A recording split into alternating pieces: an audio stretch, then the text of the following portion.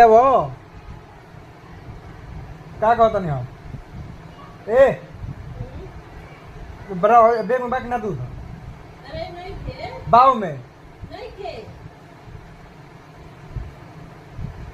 चाय बनाओगे कहनी थे नौटंकी लगा जा दुकान पर लेके आओ जा जा जा हम ना दें जरूर ना जा जा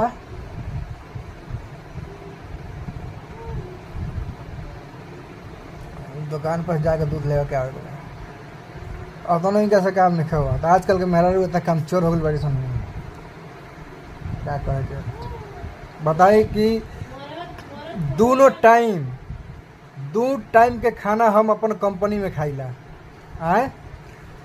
इनका से हम ना बनवाइला तब वो बुझा कितना हम काम करवाओ तनी माने एक नंबर के आलसी औरत भी आई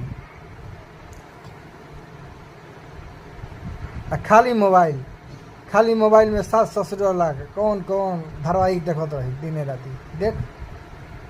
तोरा जी में यही सब कमेबा तो